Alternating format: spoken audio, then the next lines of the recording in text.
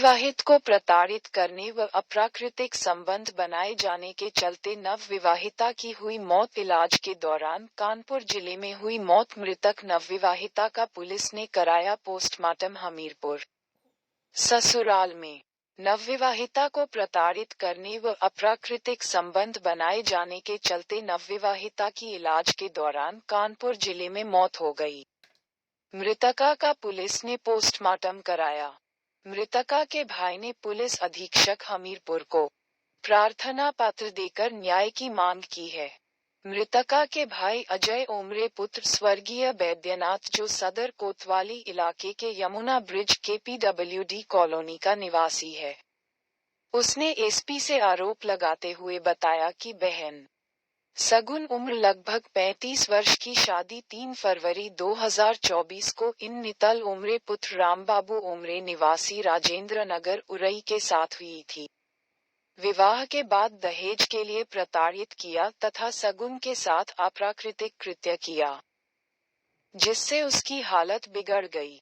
आगे बताया कि मेरी बहन की जेठानी उर्मिला ने फोन पर शगुन की हालत के संबंध में घर पर जानकारी दी, जिस पर हम सभी लोग दिनांक 7 फरवरी 2024 को राजीव कुमार आर्य एवं राजनारायण के साथ उरई घर पर पहुंचे तथा सगुन का इलाज कराने के लिए उसके पति एवं ससुर से कहा, तो इन लोगों ने कहा कि हमने इलाज करा दिया है, अब आप चाहते हो तो उसे इलाज के लिए कहीं ले जा सकते हो। ये लोग साथ में नहीं गए। उरई के अस्पताल में जब जाकर दिखाया तो उन्होंने कहा कि कानपुर ले जाकर दिखाओ, जिस पर हम सभी लोगों ने उसे बिमल नर्सिंग होम सर्वोदय नगर कानपुर में इलाज हेतु 8 फरवरी 2024 को रात्रि 1:31 पर भर्ती किया। इसके बाद हॉस्पिटल हमीरपुर में भी दिखाया, जहां से उसे फिर कानपुर दिखाने को कहा गया। आगे बताया कि हेलिट अस्पताल कानपुर में जब ले गए तो हॉस्पिटल में ही दिखाते समय उसकी मृत्यु हो गई, जिसका पोस्टमार्टम कानपुर नगर में दिनांक 11 फरवरी 2024 को कराया गया, जिस पर ससुरालीजनों को सूचित किया गया, लेकिन वह लोग नहीं आए और न ही शव का अंतिम संस्कार करने को तैयार हुए।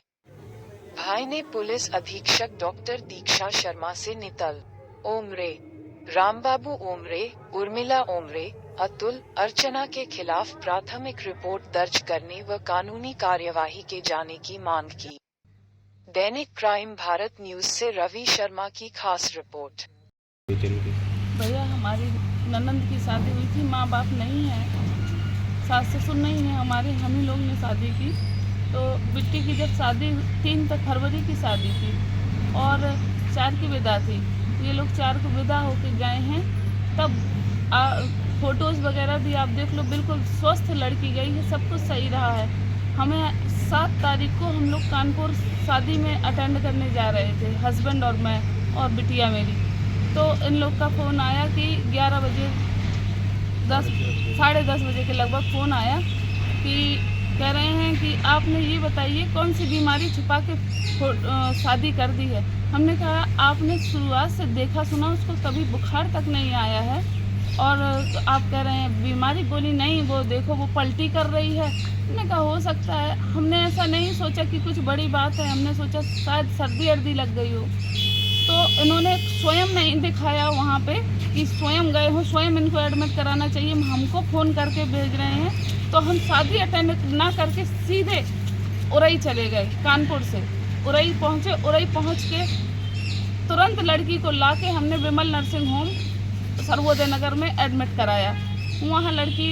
वहाँ पर भी इन्होंने जो मेन समस्या थी इनकी वो नहीं बताई है, सिर्फ बताया कि पलटी हो रही है, लैटेंट डिहाइड्रेशन का उसका इलाज चलता रहा। डिहाइड्रेशन के इलाज के बाद जब उसको समस्या दूसरी थी, इन्होंने जो दमाद था वो भी था साथ में, लड़की का हस्बैंड वो भी था, तो उसने भी नहीं बताया। लड़की ने शर्मवश नहीं बताया कि समस्या क्या है। और जब थोड़ा सा पलटी उसमें आराम लग गया, ये हुआ कि घर में बच्चे अकेले, यहाँ पे मेरे घर पे कोई नहीं था, तब हम लोग आए तो वहाँ आराम लग गया था, आ गए। ये हुआ कि जो दवा है यहाँ देते जाएंगे, उन्हीं के प्रिस्क्रिप्शन के थ्रू उन्होंने दवा पूरी दी कि आप तीन खुराक दवा थी, आप आराम लग जाएगा। जब आराम नहीं लगा तब मैंने लड़की को जोरवश पूछा कि क्या समस्या है। तब उसने हमको रियल समस्या बताई कि इस लड़के ने दवा खा के मेरे साथ संबंध बनाए, जिस कारण वो गाइनों को दिखाया तो गाइनों ने बताया इसको इस तरीके से है कि जैसे कि इसके साथ डेंगू हुआ हो, इस तरह से इसकी बॉडी पूरी उसी से इन्फेक्शन फैल गया पूरा। क्या आपने थाने में वहाँ तहरीर दी या कुछ किया? कहाँ पे पुलिस में कोई कार्रवाई की अभी आपने? हमने अभी कुछ नहीं। अभी कोई कार्रवाई नहीं की है, लेकिन जब ये लोग इस तरीके से बोल रहे थे तो हम लोगों ने कानपुर में पीएम करवाया है। क्या नाम है आपका? मेरा नाम सरिता है। एप्लीकेशन नहीं दी है?